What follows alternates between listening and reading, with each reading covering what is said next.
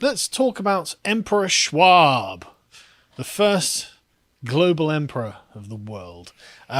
Emperor Schwab is obviously a joke title, and I don't actually think it's actually going to turn out the way that he expects. But it is interesting how the world is getting around and genuflecting to a German guy of no particular importance. Who is? That sort of rings a bell. Have we not seen something like this a little bit before? It's genuinely if you were going to design a Hollywood villain, he would have been born in Nazi Germany in a place called Ravensburg. And he would have a very German accent. He'd look like a tortoise. And he would somehow be in control of the minds of the people around, of the world leaders, wouldn't he? Has he got a cat? I don't know. I mean, I don't see why he wouldn't. But yeah, he does look like an archetypal Bond villain, which is crazy. Does. But anyway, before we go on, if you want to support us, go over to lowseas.com, sign up for £5 a month, and go and read or listen to the audio on Connor's excellent deep think, the WEF's ESGs are the mark of the beast, in which he explains what the WEF's connection with the ESG scores are. And of course, it's all intertwined, as you might expect. But anyway, Connor does a great job of laying it out there. So let's go over and have a look at what's happening in Davos at the moment. Well, 5,000 Swiss Army soldiers being deployed to protect the World Economic Forum. Only 5,000, eh? And Davos was the boss of the Daleks. I don't think there's any connection. It's all linked. I think it's linking in now. Mimetically linked. Huh? So the Post-Millennial reported that 5,000 Swiss Army soldiers have been deployed to Davos. But the thing is, there was a quick fact check on this from Newsweek. No. It's not 5,000. It's up to 5,000. It's like, okay. Fine. It's not much of a difference. Yeah, well, okay. So it could well be 5,000. Depends on how many protesters arrive, I suppose. Anyway, so before we begin, let's have a quick flashback to Klaus Schwab's influence, shall we say, around the world in democratic governments. Let's play this first clip. What we are very proud of now, the young generation, like Prime Minister Trudeau, President of Argentina and so on, that we penetrate the cabinets. So yesterday I was at a reception for Prime Minister Trudeau, and I know that half of this cabinet, or even more half of this cabinet, are actually young global leaders of the World Economic Forum. Isn't that remarkable? Just they go on TV in front of cameras and just start saying, yeah, half of the Canadian cabinet are our guys, and they're doing what we want. Isn't that just amazing?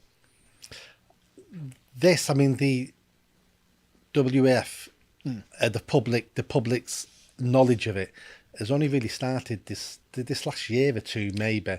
It's been brewing for a while. Oh, yeah, absolutely. But it's becoming part of the public consciousness. Yeah, you could get away with all this before. Yeah. But I don't think you can get away with this much longer saying stuff like that. But the question of who's actually at this year is very strange. Because, I mean, as Troy Nails here is asking, why is the FBI director speaking at the World Economic Forum?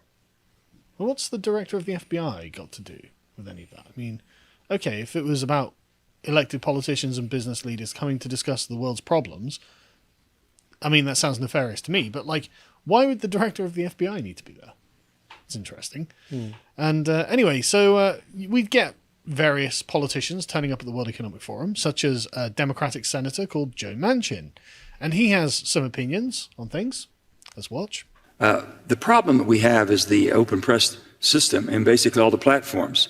So if you're able to have 5 platforms, social platforms, that you can basically personify the extremes, somebody who is extremely right or extremely left, and it seems like that is the majority speaking. They're not the majority, but they're basically driving everybody to make a decision. What side are you on? Are you on this side or this side? And in America, there's only one side, the American side. It's not the Republican side or Democrat. We should be coming together to solve the problems from a different angle. Isn't that interesting? The problem that we have is the open press and all the plurality of platforms, because it allows people to express opinions that are either extremely one way or extremely another way.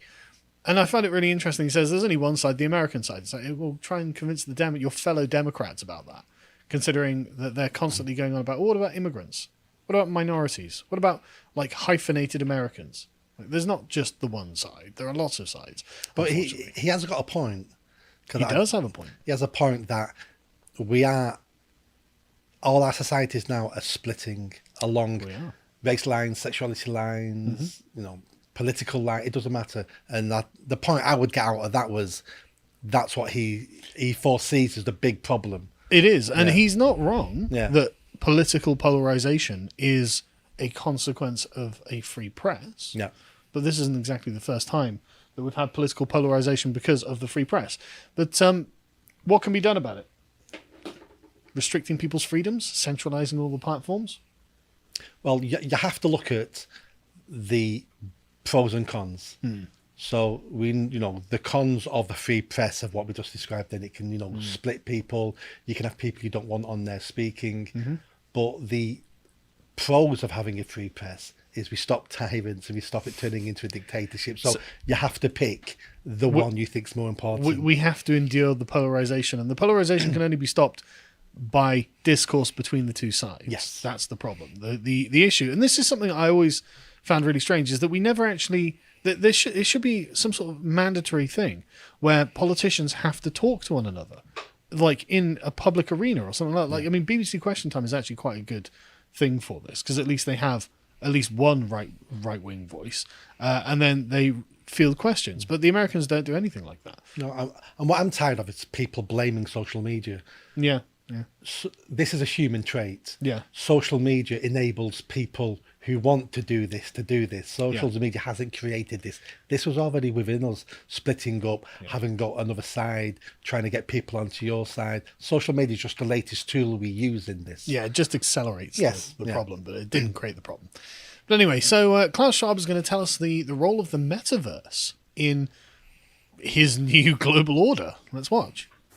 The Global Collaboration Village is a pioneering effort to use the metaverse for the public good, to create global cooperation and to strengthen global cooperation in the metaverse or using metaverse technologies. And we are pleased to create this Global Collaboration Village in cooperation with Accenture and with Microsoft. So the idea is to bring all the stakeholders, governments, business, civil society, together on a continued, sustained basis. This is the next phase, the next big phase of development in the virtual world. It's especially important for this vision of a village without borders.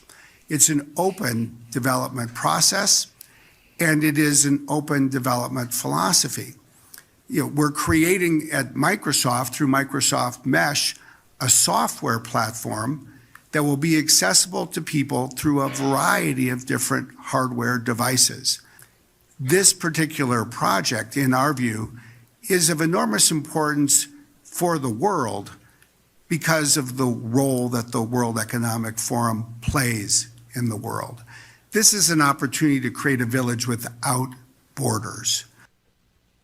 So the interesting thing there to me is not really the use of the metaverse, because I don't know how much that's really going to catch on. It's the underlying philosophy that underpins this. A village without borders.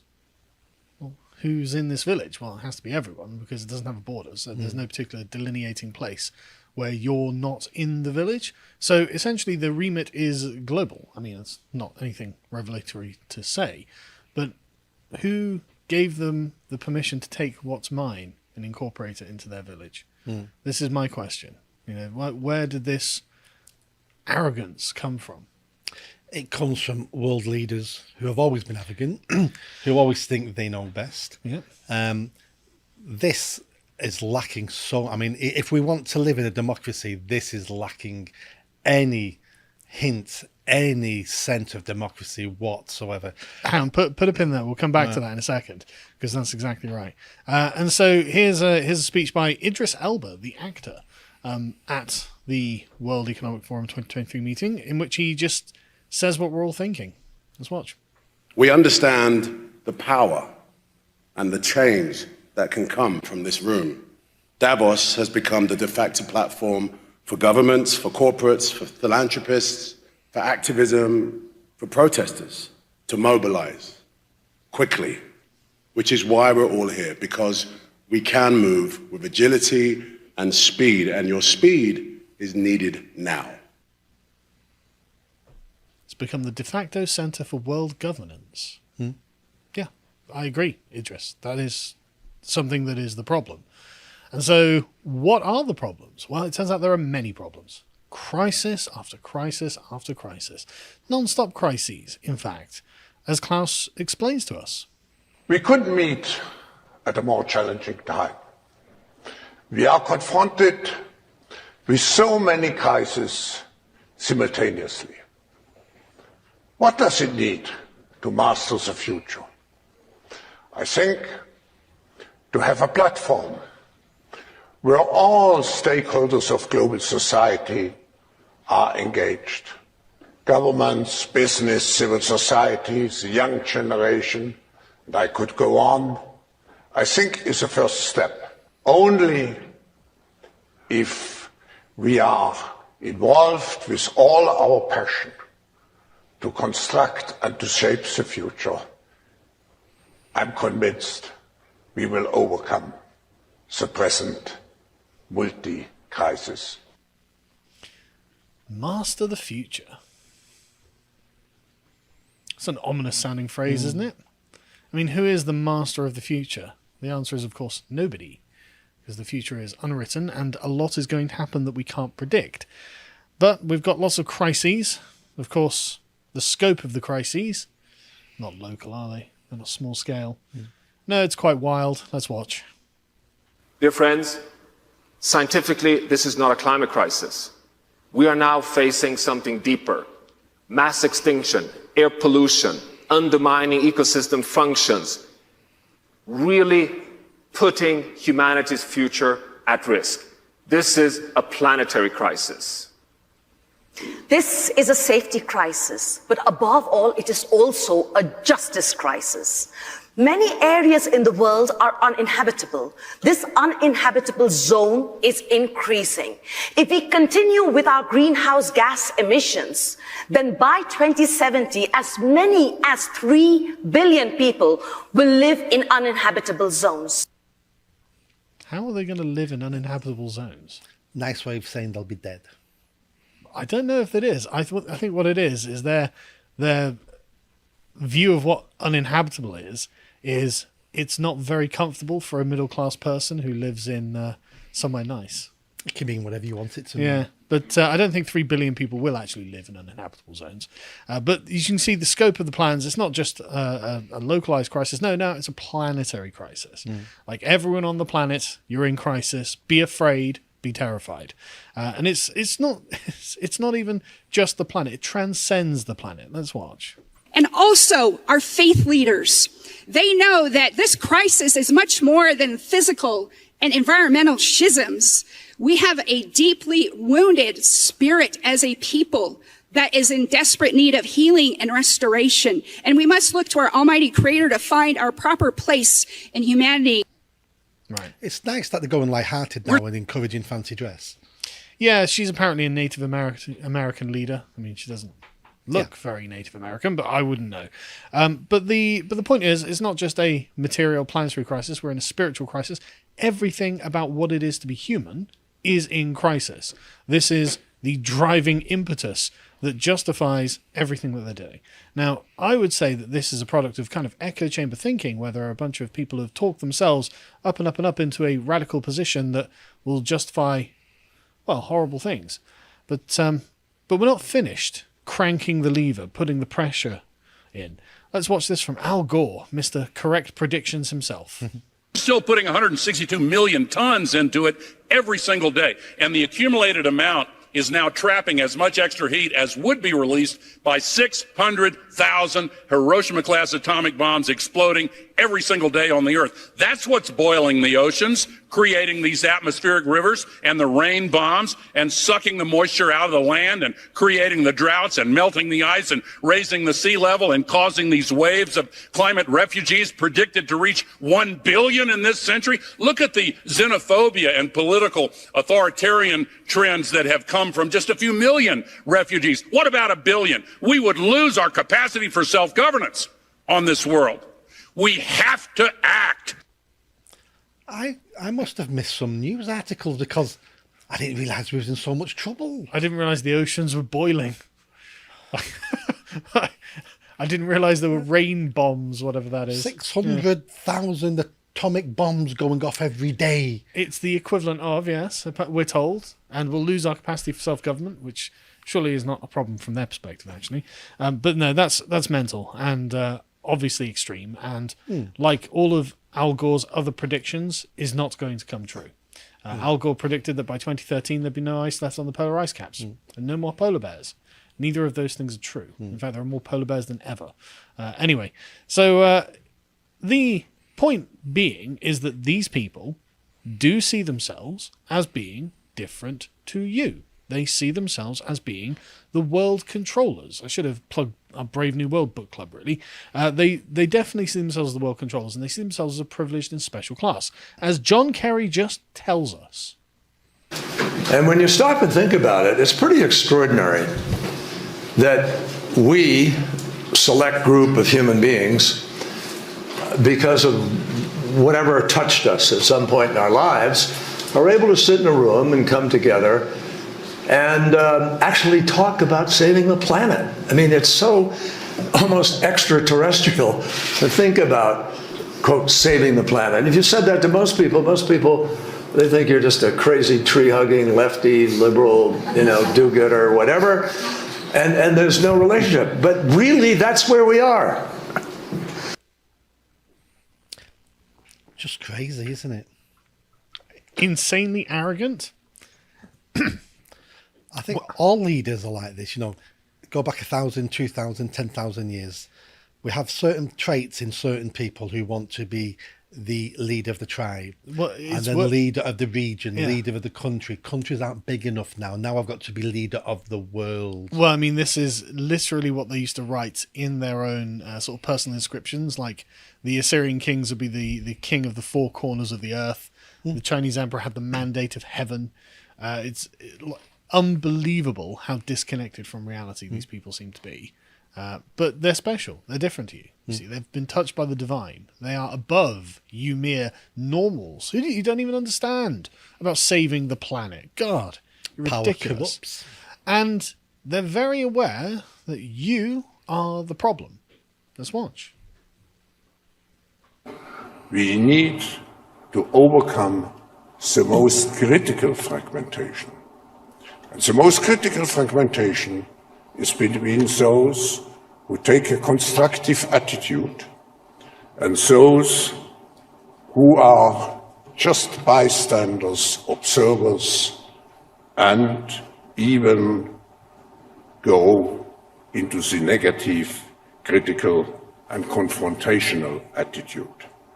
But the spirit of Davos is positive, is constructive. You're not going into a confrontational or negative attitude, are you, Nick? I hope I've not got a reputation for that. Neither have I. But this is the point. So they have delineated we are the masters of the entire world. It is our job to save the entire world, and you can either save the world with us, or you are confrontational and negative. And who knows what follows from this delineation.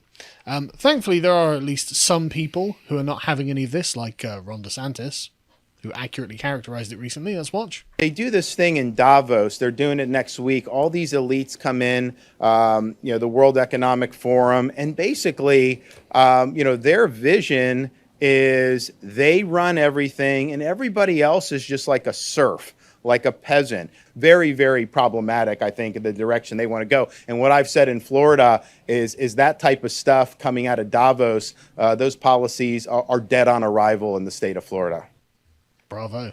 And he's not wrong. That's exactly how they see it. I mean, what's really interesting is to get into the World Economic Forum this year, apparently, you have to take, this is journalists and participants apparently, have to take a PCR test upon arrival. And if you don't, if you take the test, or if you don't take the test, then your ID is deactivated. But if you take it and you test positive for COVID, your ID is also deactivated. But there is no chance that happens to Klaus Schwab, right? Oh, yeah. There's no chance that Klaus Schwab gets denied for testing positive for COVID to his own meeting. So you can see in their own organization, there is this 2-tier system that DeSantis is calling out here. Oh, yeah, there are going to be the people who run everything and then the peasants. Yeah. And you are a peasant. So let's be clear. So I thought we'd take a quick look at the WEF guest list this year, which is interesting for several reasons. So you've got, if you scroll down, you can see it's like huge. There's lots and lots of world leaders there. And if you can scroll right the way down, because it's in alphabetical order, go to the United Kingdom at the bottom, you can see that Grant Shapps, Secretary of State for Business, Energy and Industrial Strategy of the United Kingdom, is there. Keir Starmer is there, Leader of the Opposition. Kemi Badenoch is there. Zach Goldsmith. The Lord Mayor of the City of London is there. The Shadow Chancellor of the Exchequer from the Labour Party is there. The Chief of MI6 is there, hanging out with the Chief of FBI, I suppose. And, of course, the Dark Lord himself, Tony Blair, is there. So it's not a partisan issue. Both parties have been captured by this. But this is not as good as it looks, and there have been rumblings that actually there are people who are noticeably absent. And this is quite an interesting article on Sky News, actually, because the person who wrote it, Ed Conway, points out that, look, there is a concern with the convening of power in Davos, which is unaccountable, who gets to decide. And, of course, all of these people are direct beneficiaries of the centralization of this power and wealth and the continuance of the global order. So it is worrying that these people would network so intensively at such a location like this, especially as there seems to be no form of accountability to anyone other than themselves. But he does say that the guest list this time looks considerably less heavyweight than usual. There is no US president, no UK prime minister. Emmanuel Macron isn't even there. And so that's very interesting. The sort of the crisis, the post-COVID and the Ukraine war crisis seem to be damaging Davos's influence here. And so who knows? Maybe this is a sign of weakness. And there is also another very interesting article that was published by The Guardian. We'll go through this a little bit of depth because this is actually really interesting, and it tells us a lot more about Emperor Schwab's own opinion of himself and the way he runs his organization. So they say a group of current and former WEF staff members have contacted The Guardian, said that 82-year-old Schwab is a law unto himself and surrounded himself with nobodies who are incapable of running the organization that he has founded. That's interesting. Who could have imagined that this German man thought of himself such a way? Klaus has been at the helm of the WEF for 52 years. He was born in 1938. 122 of the 195 states in the world right now did not even exist. He is completely unaccountable to anyone inside and outside the organization. The group said it wants to remain anonymous. We are hesitant to come forward as Klaus is very well connected and can make life very difficult for us even after we leave the WEF. There isn't much of a future for the WEF beyond Klaus, not just because there isn't a clear successor. Interesting how the need for a successor here. Emperors tend to not want to have a successor because that's how you get stabbed in the back. Quite often it is, yeah, especially if it's not one of your own sons. And even then, sometimes it happens if it's one of your own sons. But also, if you don't have a successor, then the empire is thrown into a succession crisis and a civil war. So it's actually, a smart emperor will actually have someone prepared. But anyway, he says there's no clear successor, they say, but also because his manager's board is such as viper's nest that senior leadership will be at each other's throats the moment the old man pops off. So it's something like the death of Alexander the Great we're looking at in the future of Klaus Schwab here. Klaus picks his leaders using the same criteria Putin uses to pick his deputies for the State Duma. Loyalty, guile, and sex appeal. The quality of the people at the top is reflective of the type of people who work for the rest of the organization. And the head of one UK company, again, all of these people are kept anonymous, but I do find this very interesting. One head of one UK company agreed there appeared to be no successor to Schwab. He says, my impression is that he will die with his boots on. not very wise if you're creating the first global government, which is what's happening. What do you make of all this? I think part of this has come out of the failings of the UN. So the UN was set up so countries could speak to each other, liaise with each other, and it doesn't work. It's never worked. So this guy set up the WAF, and in the beginning, 10 years ago, I can understand why world leaders and people would want to go, because important people are there. So politicians in the UK across the world can have private conversations with people without the civil service involved, without it being minuted, and they can have some real good discussions and maybe get some things sorted, because tomorrow on Monday when I go back to work, if me and you talk, we're going to have bureaucrats involved and we're never going to get things solved. I think that's probably why people went in the beginning. I think they've got their own. I mean, I wouldn't even say it's underhand. I wouldn't even say it's a conspiracy theory. No, it's not conspiracy at all. They're telling us exactly what they want to do. Yeah. And part of me understands it, because when I was a kid and you'd watch science fiction movies on TV, in the future, the world had a world government. And that's because over a million years, thousands of years, we all bred with each other.